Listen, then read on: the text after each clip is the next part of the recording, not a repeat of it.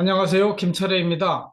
오늘은 2024 공공경제론 제10장 강의 동영상을 올려드리도록 하겠습니다. 제10장의 주제는 소득 분배 이론이 되겠는데요. 상당히 양이 많아가지고 좀 빨리 진행을 좀 하도록 하겠습니다. 그동안에 한 이야기가 좀 포함되어 있기 때문에 그런 내용들은 좀 건너뛰고 새로운 내용 중심으로 말씀을 해드리겠습니다. 우리가 배우는 제10장의 내용은 정의에 대한 거예요. 정의 중에서 분배, distribution에 있어서 justice를 어떻게 실현하는지에 대한 이야기입니다. 사전적으로 분배라고 하는 것은 생산 과정에 참여한 사람들이 이 생산물이 만들어졌어요. 시간이 지나면 이 생산물이 만들어지죠. 봄에서 가을이 지나고 나면 열매가 맺히듯이 그것을 누가 가져가느냐 하는 문제입니다. 이거는 전통적으로 굉장히 중요한 문제예요. 옛날에 땅의 주인을 지주라고 그러죠. 지주가 가져가느냐 또는 자본을 가진 사람이 가져가는 건 이윤, 노동자가 가져가는 건 임금 이렇게 나눕니다. 이러한 분배가 누구에게 얼마나 가는 것이 합당한 것인가를 따지는 것이 정의예요. justice. 개인 간의 올바른 도리, 사회를 구성하고 유지하는 공정한 도리. 우리 마음속에는 정의, 옳은 것, 그런 것에 대한 관점이 있습니다. 그러나 사람마다 그것이 다르기 때문에 개인의 가치관, 철학관의 차에 따라 달라지는 것이죠. 그래서 두산백과에 보면 분배 정의 이런 개념을 뭐라고 이야기하냐면 생산 요소, 아까 토지, 노동, 자본 이런 것들을 생산 요소라고 하죠. 생산에 들어가는 요소들이 합리적 또는 효율적 배분이라는 순수 경제학적 개념과는 좀 다르게 이 사회에서 이 분배가 얼마나 정의롭게 이루어졌는가 이런 사회 윤리적인 관점에 따르기 때문에 사회적 가치 평가 각자의 철학에 따라서 조금씩 다르고 영어로는 distributive justice 이렇게 이야기를 한다. 여기 팬케이크 있습니다. 이 팬케이크를 누가 얼만큼 가져가도록 나누어 먹는 것이 가장 정의로운 올바른 방법일까요? 그래서 농담조로 사람들은 여러 사람이 모여 있으면 그 중에 가장 똑똑한 사람이 이걸 나누게 하고 그리고 가장 먼저 가는 사람은 가장 어린 사람 또는 가장 어리석은 사람, 가장 어린 사람이 먼저 가져가게 하고 이걸 나누는 사람이 마지막에 가져가게 하면 그래도 가장 평등한 균등한 분배가 될 것이다. 이런 이야기를 하곤 합니다. 그래서 결국은 우리는 일정한 생산량이 정해지면 그것을 누가 얼만큼 먹는 것이 합당한 것인가에 대한 고민을 하게 된다는 것이죠. 그래서 이런 고민을 할 때 따지는 것이 equity, equality, need.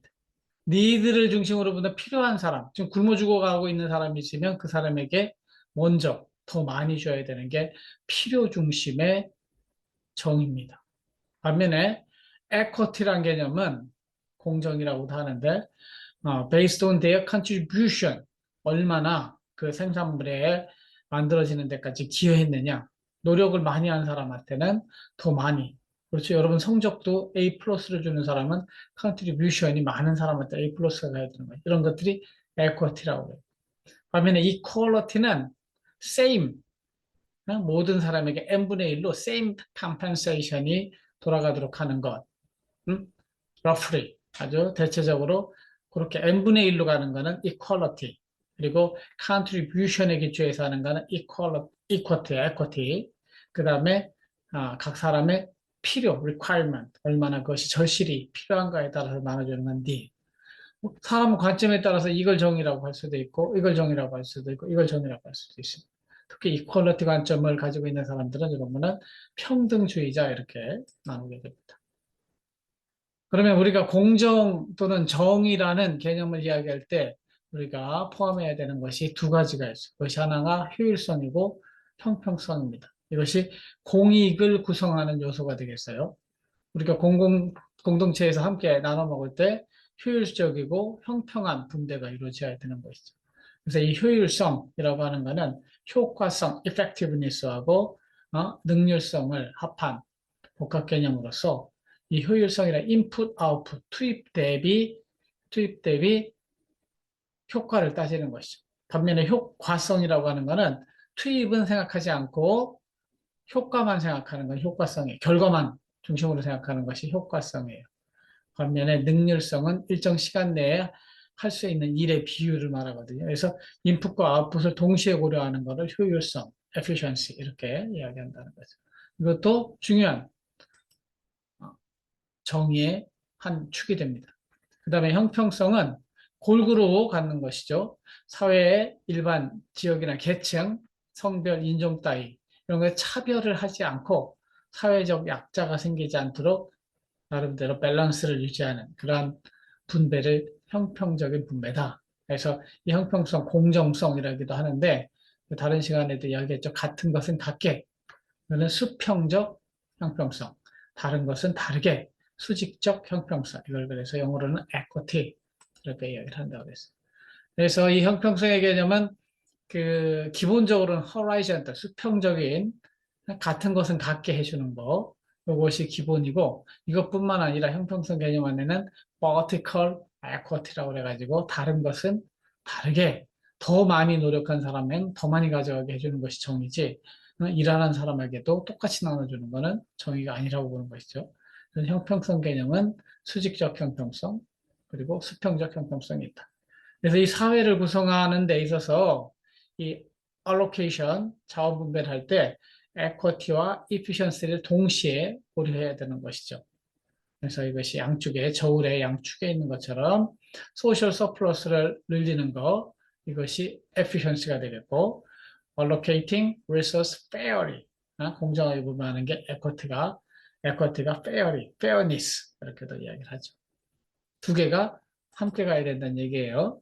그래서 우리 사회는 각자의 철학에 따라서 어떤 것을 더 강조하느냐에 따라 달라질 수 있죠. 공리주의, 벤담을 중심으로 한 공리주의자들은 효율성 중심으로 정의를 이야기합니다. 공익 측정할 때도 더 효율적인 것이 사회적인 후생을 증대하기 때문에 효율성을 중심으로 살펴보는 입장이 공리주의적 입장 이렇게 이야기합니다. 반면에 형평성 을 강조하는 입장에서는 사회 구성원 사이에 어떤 같은 것은 같게, 다른 것은 다르게 하는 특히 같은 것은 같게에 좀 더 중점을 두는 입장은 형평성을 강조한다고 했어요. 그래서 이 둘 사이에 사회에서 어떤 걸 선택하느냐에 따라서 효율성을 생각하면 효율성은 결국은 정책에서는 성장 정책으로 나타납니다. 형평성은 뭘로 나타나요? 복지 정책으로 나타나요. 이 사이에 서로 상충한다고 보는 관점이 트레이드오프라고 하는 거예요. 제로성 관계를 보는 것이고 서로 갈등적인 관계에 있다고. 반면에 이 형평성을 적절히 갖추어주는 가운데 효율성을 추구하면 윈윈 서로가 보완적인 관계 속에서 효율성도 높아지면서 형평성도 높아질 수 있다. 이런 관점을 견지할 수도 있어요. 이런 때는 복지가 퍼주기식 복지가 아니라 생산적 복지, 뭐 이렇게도 이야기를 합니다. 그 다음에 여러분들이 이제 대학생이 됐으니까 정치 이념에 대해서도 한번 살펴볼 시기가 됐습니다. 이제 여러분들이 지난 국회의원 선거 때도 나름 투표에 참여한 사람들도 있겠지만 머릿속에 가지고 있는 생각의 방향성, 이걸 아이디올로지, 이념이라고 그래요. 그래서 어떤 것을 이상적으로 여기는 생각이나 견해, 그래서 우리는 주의 이렇게 붙이죠. 자본주의, 사회주의, 개인주의 이렇게 이야기하는 주의 이렇게 붙은 게 이념이 아이디올로지. 철학적으로는 이성에 의하여 파악될 수 있는 최고의 관념을 이념 이렇게 이야기를 해요. 그래서 이성주의자들은 이성은 모든 사람에게 공통으로 가지고 있기 때문에 이성 중심으로 가면 합리적인 공통성을 도출할 수 있다고 하는 반면에 실제로는 이 아이디올로지, 그러니까 이상적인 관점이지만 각자마다 가지고 있는 철학이 다르기 때문에 결국 정치 철학, 정치 이념도 달라지게 된다. 이런 것이죠. 이게 이제 이념이 정치에 반영된 것이 정치 사상이고 이 정치 사상에 따라서 이제 국가 통치가 달라지는 것이죠. 그래서 우리가 선거 때마다 치르게 되는 것은 민주당이다. 국민의힘이다. 미국도 공화당이다. 민주당이다. 이렇게 나뉘게 되는데 각 정당이 가지고 있는 정치 사상 중에 어떤 것이 더 옳은가를 선택하는 순간이죠.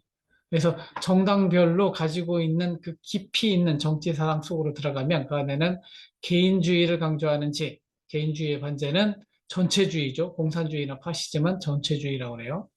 그 다음에 자유주의, 자유를 강조하는지, 아니면 보수주의는 과거로부터 내려온 것들을 잘 지키자는 입장이 보수주의예요. 요거의 반대는 여기 안 나와 이제 진보주의라고 해요. 진보주의. 사회민주주의 쪽의 진보는 개혁하는, 그죠? 바꾸는 것을 좋아하는 것이 보수주의의 반대는 개혁주의 또는 진보주의라고 하고, 또 경제학에서는 공리주의 개념도 있고 무정부주의, 또 공산주의, 파시즘 이런 것들도 다양하게 정치 철학이 있습니다. 그래서 이 정치 사상을 중심으로 사람이 모여서 정치를 하게 되면 그 단체가 뭐가 되는 거예요? 정당이 되는 거예요. 어떤 정당이 권력을 쟁취하느냐에 따라서 그 정해진 기간 동안에 그 국가의 정책이 달라지게 돼 있죠. 한국으로 볼 때는, 우리 대한민국으로 볼 때는 보통은 평등을 중시하면 진보주의자, 좌파, 이렇게 이야기를 하고, 자유를 강조하면 우파, 이렇게 부릅니다. 좌파, 우파. 그러니까 우파가 다른 말로는 보수주의고, 좌파가 평등주의고, 진보주의고, 이렇게 되죠. 근데 우리는 여기에 북한 문제가 걸려 있어요. 빨갱이냐 아니냐 이거 가지고 북한을 적대하느냐 북한을 포용하느냐에 따라서 또 정치 이념이 달라져요. 그래서 우리나라 지금 국회 제1당인 더불어민주당은 평등을 상대적으로 중시하고 북한에 대해서 포용적인 의식을 가지고 있는, 이게 1사분면, 2사분면, 3사분면, 4사분면, 좌표 평면으로 본다면 2사분면 쪽을 강조하는 것이 바로 더불어민주당이고, 국민의힘은 어때요? 평등보다는 자유를 중시하고 북한에 대해서 적대적인 요 사분면, 어?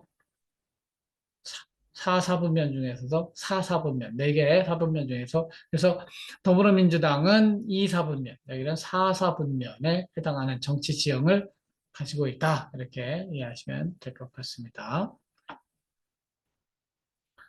미국은 심플하게 좌우만 구분한, 북한의 관계가 없기, 빨갱이의 관계가 없기 때문에. 그래서 이쪽 오른쪽으로 우파로 가면 conservative라고 하고, 여기에는 극단적인 우파는 국가도 싫어해요. 자유가 제일 중요하기 때문에 국가는 자유를 빼앗아 가잖아요. 국가는 강제로 군대 보내고 강제로 세금을 걷기 때문에 아예 국가도 없어지는 것이 컨서버티브의 극단이에요. 이거를 무정부주의, 아나키스트 또는 아나키즘 이렇게 이야기하죠. 그 상태를 아나키 이렇게 이야기합니다. 여기 나온 영어 단어들 다 여러분들 알아야 돼요. 그리고 옆에 있는 게 리버테리아니즘이라고 해서 이거는 극단적인 자유주의죠. 아주 최소한의 정부 역할 빼고는 다 사실상 무정부 상태 쪽으로 가는 것이 좋다고 생각하는 사람들을 리버테리아니즘 그래요.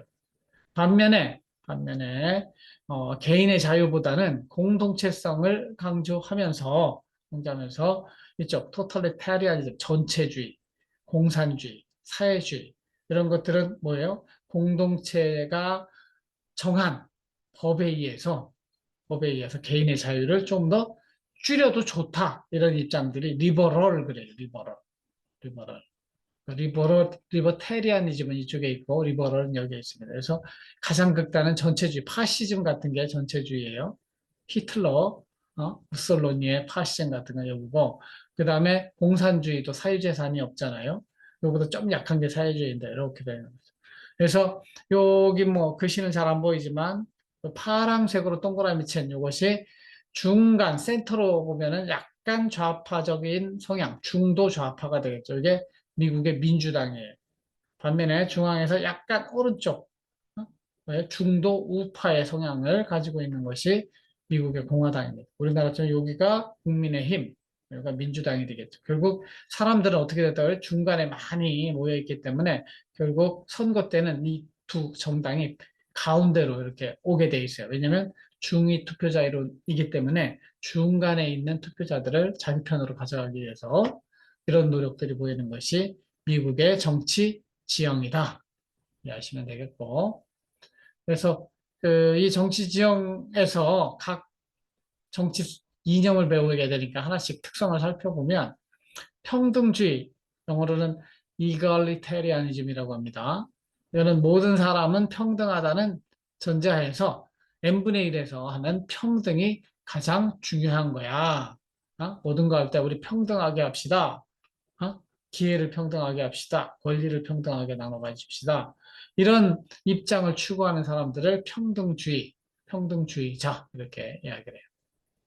그래서 이 엄격한 스트릭트 이퀄리테리아니즘은 완전히 n분의 1을 추구하는데 n분의 1을 추구하는 베이직 프린시플로 그런데 그렇게 해서 사회가 돌아가느냐 이거죠. 그럼 n분의 1로 하면 그만큼 개인의 자유와 능력이 무시되는 그런 측면이 있으니까 이거에 대한 비판이 있는 것이죠. 누구도 극단적인 평등주의자는 이 세상에 없습니다. 그 다음에 자유주의는 리버럴리즘이랍니다. 리버럴리즘. 이거는 평등보다는 자유가 중요해. 이렇게 주장하는 사람들이죠. 개인의 자유와 자유로운 인격 표현을 중시하는 사상 및 운동으로 사회와 집단은 개인의 자유를 보장하기 위해 존재한다. 최고의 가치는 자유다. 이렇게 보는 사람들이 자유주의자. 저는 개인적으로 살짝 평등주의자보다는 자유주의에 가까운 사상을 가지고 있어요. 그래서 이 자유주의의 아버지는 여기 나오는 존 로크입니다. 그래서 정치적으로 국가가 있는 것도 왜 있는 거예요? 개인의 자유를 좀 더 보장해 주기 위해서 국가도 있는 거예요. 단순히 그 억지로 군대 가게 하는 거가 아니고 그거의 목적은 결국 그 땅 안에 사는 사람들이 더 자유롭게 살도록 해주기 위한 것이죠. 그래서 우리가 배운 시장경제주의, 프리마켓, 자유시장주의자들은 대부분 이제 리버럴리즘에 해당이 되겠습니다. 그러면 리버럴리즘과 리버테리아니즘은 어떻게 다른가? 리버럴리즘 아까 살펴본 그죠? 자유를 상대적으로 강조하는. 그러나 리버럴리즘은 이퀄러티, 평등성이라고 하는 것들도 무시하지 않아요. 그러니까 자유와 평등을 균형을 유지하되 자유가 더 중요하다. 이런 입장이 리버럴리즘이고 리버테리아니즘은 평등 같은 건 별로 중요하지 않다. 가능하면 자유를 극대화하는 것이 올바른 사회 제도의 방향이다. 이렇게 극단적 자유주의자를 리버테리아니즘이라고 합니다. 아까 이야기한 리버럴스 하면은 이거는 저쪽 좌파를 또 리버럴스라고 이야기합니다. 그래서 리버라고 하는 게 리버티 다 자유를 의미하지만 그 뒤에 붙는 전미사의 형태에 따라서 언어의 뉘앙스가 달라진다. 이런 것들 이해하시면 되겠습니다. 그 다음에 유틸리테리아니즘 이거는 전형적인 경제학자인 제러미 벤담이 주장한 그 벤담의 제자가 제임스 밀이에요. 그래서 여기는 양적 공리주의, 여기 존 스튜어트 밀에 가면은 질적 공리주의로 바뀌는데 이거는 유틸리티라고 하는 거는 효용 또는 공리라고 표현을 했지만 함께 느끼는 우리 공동체 내에서 함께 느끼는 공리, 함께 느끼는 효용이 최고 크면 그게 바로 정의다 이렇게 보는 거예요. 결국 서로 다툼이 있으면 다수결로 해서 우리 중에 가장 많은 표를 얻은 것이 그것이 공익이다. 심플하게 그거 이상의 무슨 대안이 있느냐 하는 것이죠. 우리 중에 최대 다수가 최대 투표를 통해서 발견한 최대 다수가 행복하다고 하는 그것이 결국은 공익이다. 이렇게 보는 입장이 공리주의가 되겠습니다. 그래서 여러분들은 최대 다수의 최대 행복 뭐 이런 개념으로 배웠을 거예요. 반면에 이 존 스튜어트 밀이라고 하는 벤담의 제자는 야 그렇게 공리주의를 양쪽으로만 따져가면 결국은 다수의 독재가 나올 수 있는 것이죠. 51%면 49%를 매일 밟으면서 자기 마음대로 할 수 있는. 근데 그것이 진정한 공리주의 또는 민주주의는 아니라고 보는 것이죠. 그래서 존 스튜어트 밀은 공리주의를 추구하되 소수자의 이익을 보호해주고 배려하는 것이 참다운 민주주의고 그것이 공리주의의 올바른 모습이다. 그래서 이 사람이 한 말 우리 여러분들 배웠을 거예요. 나는 배부른 돼지가 되기보다는, 그렇죠? 가난한, 배고픈 소크라테스가 더 낫지 않느냐. 이런 이야기를 했던 사람이 영국 신사 자유론이라는 책에서 쓴 바로 존 스튜어트 밀이 되겠다. 관심 있는 분들은 좀 더 찾아보시면 되겠습니다. 그 다음에 이 분배의 정의를 따질 때 꼭 넘어가지 못하고 다뤄야 될 영역이 존 롤스의 정의론이에요. 여러분들은 이제 대학생이 되면 최근 현대인들은 마이클 샌델이 쓴 정의란 무엇인가 이 책을 한국에서 300만 권이 팔렸어요. 참 한국에 그만한 책이 없어가지고 미국 사람 번역한 책을 그렇게 많이 본다는 게 저는 굉장히 기분 나쁘지만 이 정의란 무엇인가 마이클 샌델이 그 사람 공동체주의자인데 그 사람이 뭘 비판하면서 그 정의론을 전개하냐면 존 롤스의 정의론을 비판하면서 유명해진 사람이에요. 그럼 존 롤스가 이야기하는 정의론은 뭐냐? 이 사람은 1960년대, 70년대에 이 정의론이라는 책을 통해서 전 세계에 그 전에는 자유시장 경제, 자유방임 경제를 강조하는 입장이었는데 아니다. 우리가 살고 있는 세상은 그렇게 자유방임에 맡겨서는 안 되고 우리 가운데 누구든지 가난한 사람이 될 수 있고 누구든지 게임에서 실패자, 루저가 될 수 있는 것이죠. 그렇기 때문에 모든 사회가 국가 수준에서 사회 안전망이 뭐예요? 우리가 이야기하는 4대 보험을 말해요. 4대 보험. 국민연금, 건강보험, 실업보험, 산재보험까지 포함은 이런 소셜 시큐리티 넷, 사회보험을 갖추고 가는 것이 그 사회가 정의로운 사회로 가는 것이다. 이런 주장을 한 사람이 존 롤스라는 사람이에요. 그런 논의를 전개할 때 이 스토리를 여러분들이 이해해야 돼요. 이거는 아마 시험에 단골로 나오는 그런 주제가 되겠습니다. 이 사람은 무지의 장막, veil of ignorance를 이야기합니다. 사람들은 내가 저 게임의 상황, 경제의 상황에 나갔을 때 내가 가지고 있는 능력이 그 게임에서 이길 수 있는 능력을 가지고 있는지 알지 못한다는 거죠. 그 이야기는 뭐예요? 나도 실패할 수 있고, 내가 가면 맨 밑바닥이 될 수 있다고 하는 그런 생각을 가지고 있는 상태를 무지의 장막이라고 그래요. 그런 상황이라면 너 어떤 게임을 원하겠니? 그러면 승자가 다 가져가는 자본주의 게임을 원하겠니? 아니면 좀 골고루 가져가는 사회주의를 원하겠니? 이런 식으로 생각할 때 사람들은 무엇을 원하느냐? 기본적으로 먹고 사는 문제를 해결하는, 우리를 따지면 기본소득 또는 소셜 세이프티 넷이 갖추어진, 내가 실패하더라도 굶어 죽지는 않는 그러한 사회를 선호하게 된다 이거죠. 그래서 그 무지의 장막 상황에서 인간들이 사회계약을 맺는데 이 사회계약이 헌법이에요. 헌법에 어떤 내용을 넣느냐? 헌법에 어떤 경쟁 좋다 이게 경쟁이 좋아가지고 이긴 자가 더 능력 있는 자가 더 많이 가지고 하는 것을 선호하되 나도 우리 모두가 실패할 수 있으니 기본적으로 세금을 걷어서 뭐래 소셜 세이프티 넷을 깔아주는 사회로 가자 이렇게 이야기를 하는 것이죠. 그래서 이 존 롤스도 기본적으로는 자유주의자예요. 그래서 자유를 그렇게 사회 안전망을 깔고 사는 것이 자유를 좀 더 높일 수 있는 방법이라고 보는 것이죠. 그래서 이 존 롤스가 주장하는 정의론의 핵심 내용 중에 1원칙은 자유의 원칙이에요. 이 국가와 사회는 어떻게든 사회계약 안에도 개인의 자유를 극대화하기 위한 수단을 찾는 거다 이거죠. 반면에 차등의 원칙이 실제는 제일 중요한 거죠. 언제 불평등이 정당화되는가? 모든 사람의 처지를 낮게 해줄 대안이 없다면 상대적으로 평등한 분배로 가는 것이, 이 평등한 분배가 뭐예요? 사회 보험제도로 인해서, 어? 어? 망하더라도 일정한 부분을 실업급여로 받으므로 인해서 살게 해주는.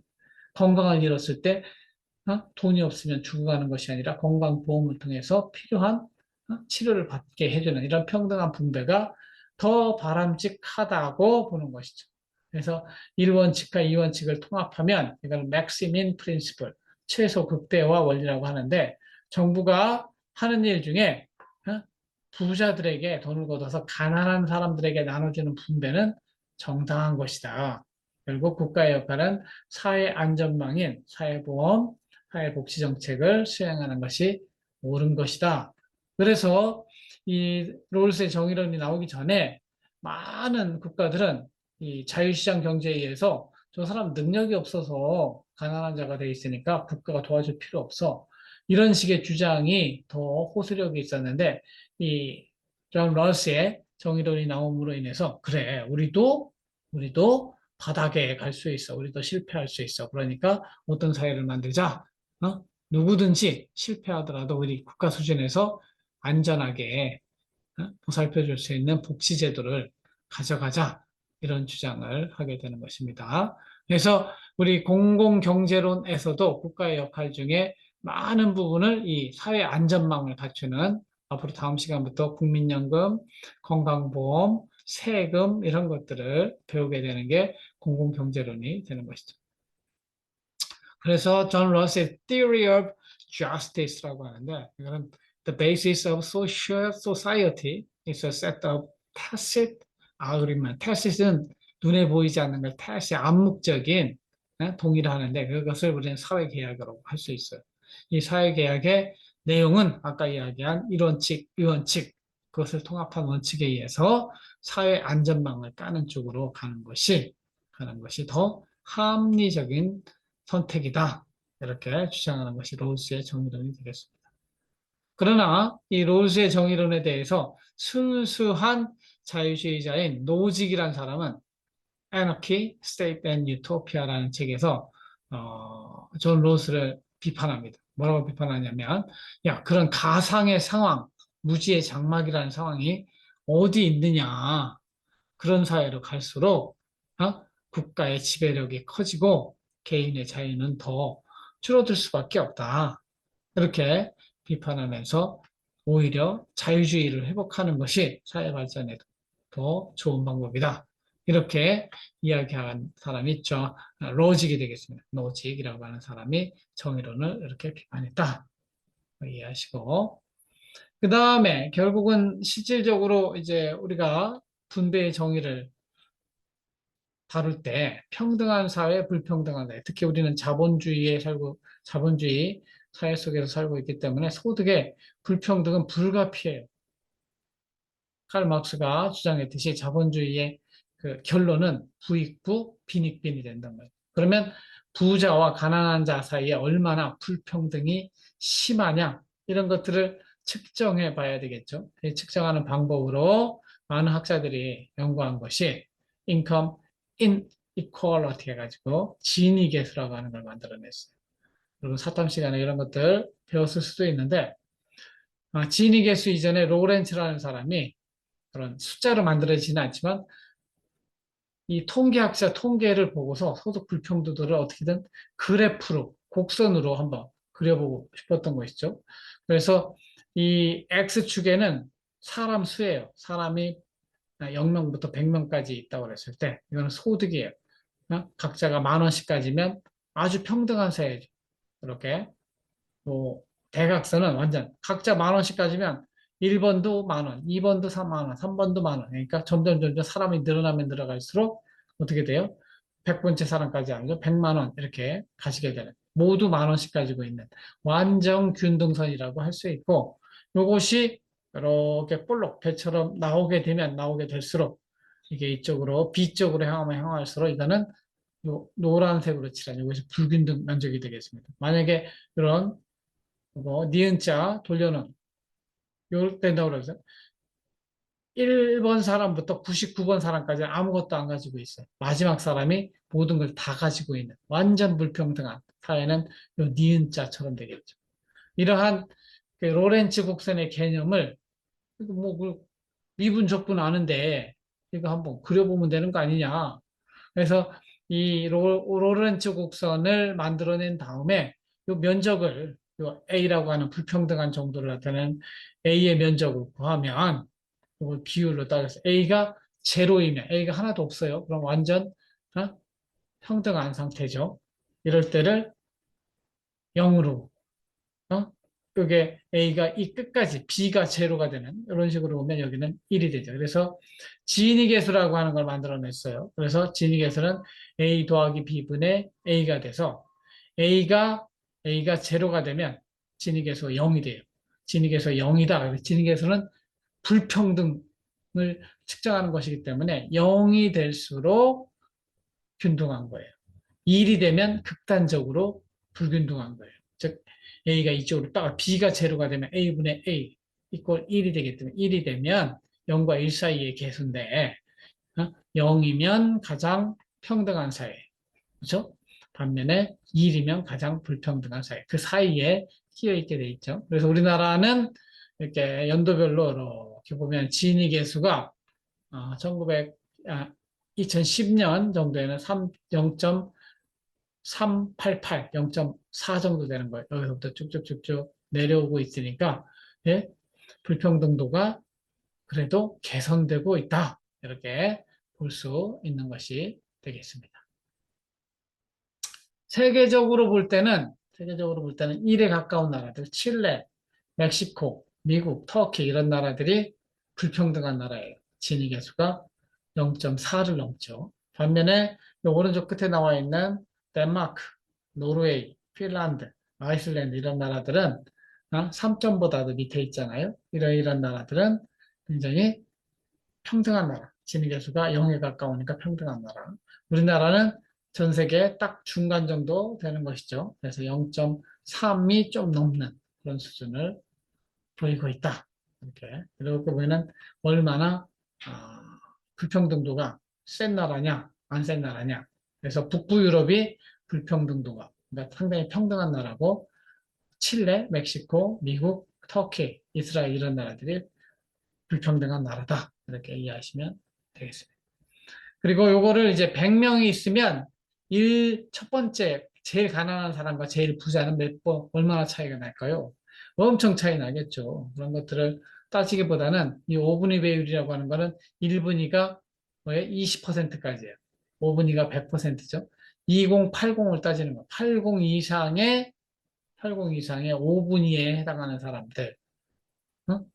얼마나 가지고 있으며 1분위에 해당하는 사람들은 얼마나 가지고 있는지. 여러분, 이 분위를 우리는 이제 여러분 국가장학금 받을 때는 10분위로 따지죠. 1분위부터 10분위까지 따져서 우리 보니까 작년에는 7분위 이상이면 국가장학금 못 받았는데 지금은 8분위 이상이 못 받는 것 같아요. 이렇게 얼마나 가난하냐, 얼마나 잘 사느냐 정도를 따져보는 것이 소득분위 배율이 되겠어요. 10분위 배율, 5분위 배율이 있고 10분위 배율이 있다. 이렇게 이해하시면 될 것 같습니다. 그 다음에 애킨슨이라는 사람이 불평등 지수를 진위계수 이하의 또 하나를 발견했는데 여기는 이제 각 사람의 마음속에 있는 그런 그 불평등도에 대한 생각을 좀 설문조사 같은 걸 통해 측정을 해요. 애킨슨이라는 사람이. 그래서 그 사람 마음속에 얼마씩 나눠주면 평등하다고 생각하겠니? 이런 질문을 던져요. 우리 사회에 지금 얼마씩 골고루 나눠 가지면 평등한 사회라고 생각하니? 아파트 한 채 다 가지면 행복한 건 아닌가? 아파트 한 채가 평균적으로 예를 들면 5억이다. 5억 원씩 나눠 가져야 평등한 거라고 생각해요. 그러한 균등분배 대등소득이라는 개념을 만들어내요. 그래서 여기 ED라는 게 있죠. 이걸 물어보고 이게 평균하고 어느 정도 차이가 나는지 이게 평균하고 같으면 이게 균등한 사회. 이게 평균보다 훨씬 더 낮으면 낮을수록 이게 거의 제로에 가까우면 가까울수록 이건 진위 계수가 1이 되듯이 애킨슨 지수도 1이 되면 불평등이 심한 거예요.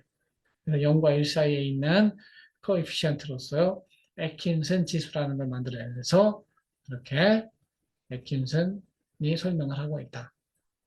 진위 계수하고 똑같이 애킨슨 지수도 0이면 평등한 것이고 1로 갈수록 불평등한 것이고 이렇습니다. 그럼 마지막에 우리 사회가 가지고 있는 소득 불평등의 원인과 해결 방안을 한번 살펴볼까요? 자본주의 사회는 어쩔 수 없이 부익부 빈익빈으로 가는데 그 원인이 뭐냐 이거죠. 부익부 빈익빈으로 가는 원인이 첫 번째는 타고난 능력일 수도 있어요. 요즘은 옛날에 뭐 공부 잘하는 지능만 돈이 되는 줄 알았더니 요즘 외모도 굉장히 돈을 버는 능력이에요. 하여튼 기타 가지고 있는 독특한 능력, 다른 사람이 못하는 능력이 있으면 요즘은 유튜브만 해도 얼마든지 돈을 벌 수 있죠. 이거는 이제 타고난 능력, 타고난 재능이라고 하죠. 탤런트. 그 다음에 부모의 재산. 다 젊은 사람들 소원이 뭐라고 그래요? 내가 건물주의 아들이 되는 거, 건물주의 딸이 되는 거. 결국 부모의 재산에 따라서 소득 불평등이 나타나고. 그리고 사회적인 규칙에 따라서도 달라져요. 예를 들면 의사들 10년 하거나 의사들 평균 연봉이 3억 원이 된다고 그러잖아요. 의사들에 대한 진입 규제가 심한 거예요. 매년 배출되는 의사의 수가 적기 때문에 결국은 그 사람들은 독점력을 발휘해서 더 비싼 월급을 받아가는 것이죠.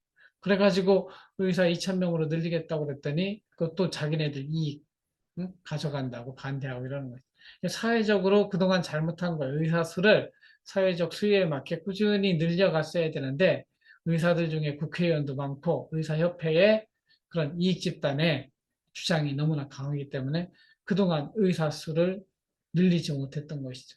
하여튼 그러한 게임의 규칙 덕분에 잘 사는 사람들도 많아요. 변호사도 그런 것이고, 우리 사회 강자들은 다 그런 게임의 규칙 아래서 특혜를 누리고 있는 사람들이라고 볼 수 있습니다.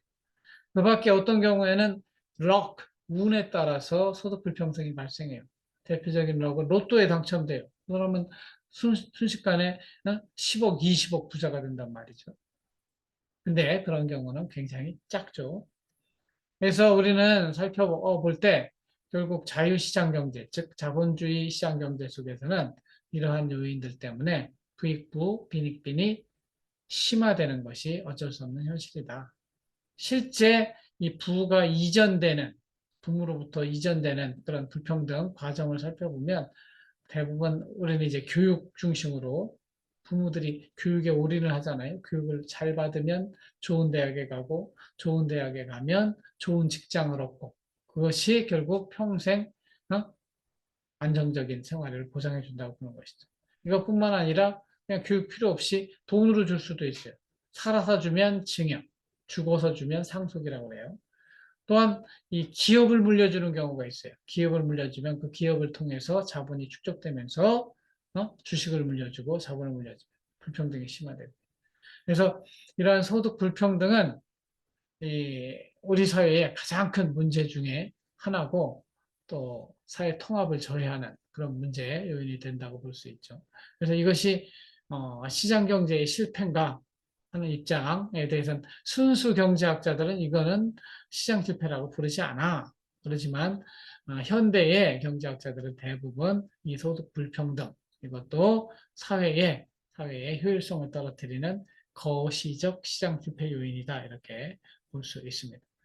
여러분은 사실은 자본주의 사회에서 살고 있기 때문에 이런 어쩔 수 없이 소득의 불평등이 확대되는 상황 속에서 여러분이 기본적으로 먹고 살기 또는 돈을 많이 벌고 싶다면 이 현대 사회에서 어떤 능력이 중요시되고 있는지 이 사회 돌아가는 걸 잘 봐야 돼요.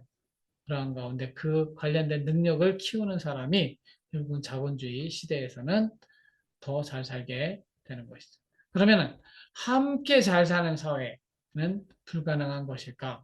자본주의 경제하에서는 함께 잘 사는 게 있을 수가 없어요. 자본주의의 기본은 뭐예요? 경쟁이고 경쟁에서 이긴 자에게 상을 주어야 더 열심히 경쟁하고 새로운 기술이 나타나고 이런 관점에서 하기 때문에 반면에 함께 잘 사는 사회가 되려면 공동체 의식을 가지고 경쟁을 상대적으로 좀 줄이고 서로가 서로를 돕는 그런 사회로 가야 돼요.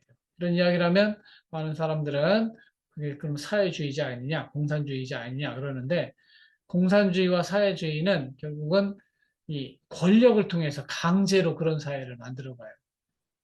그러나 제가 주장하는 공동체주의자들이 주장하는 바는 우리들이 자발적으로 그런 사회를 만들어 가고자 한다면 자발적으로 그런 강제력으로 속동되는 공산주의나 사회주의와 달리 이런 함께 잘 사는 공동체 사회로 갈 수도 있다고 볼 수도 있는 것이죠.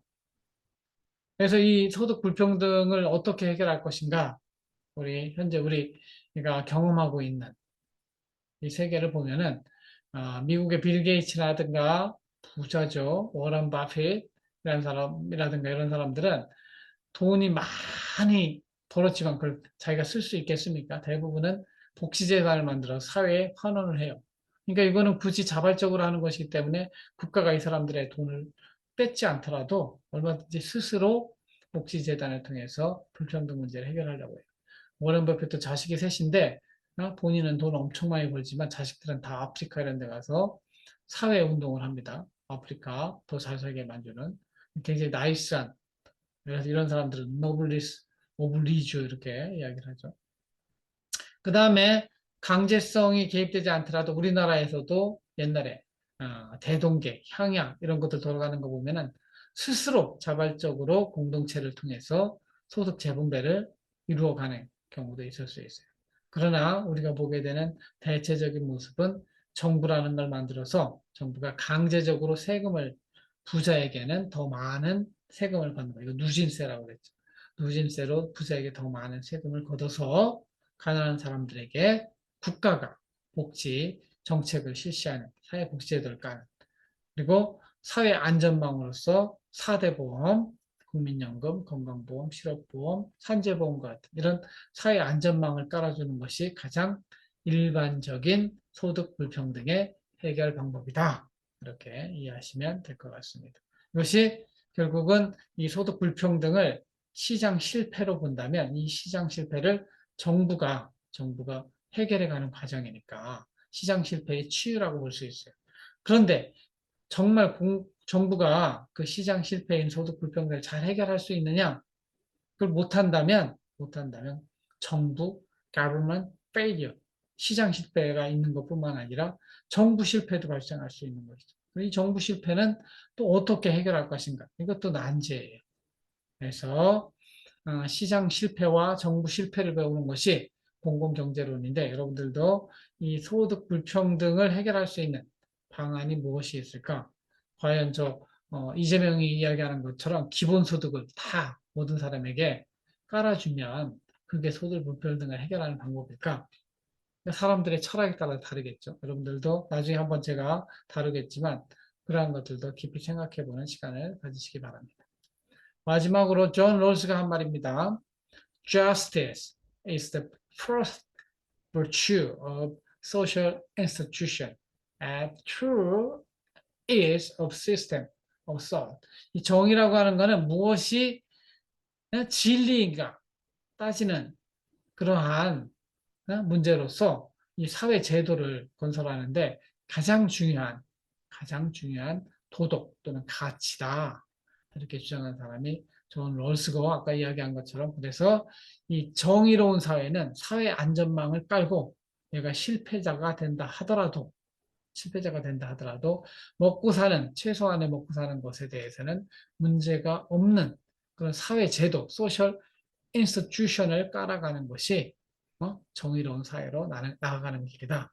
이런 주장을 한 사람이 존 롤스라는 사람이다. 이렇게 이해하시면 되겠습니다. 나머지 내용은 제가 수업 시간에 여러분들하고 질의응답하면서 또 추가적으로 살펴보도록 하겠습니다. 들어주셔서 감사합니다.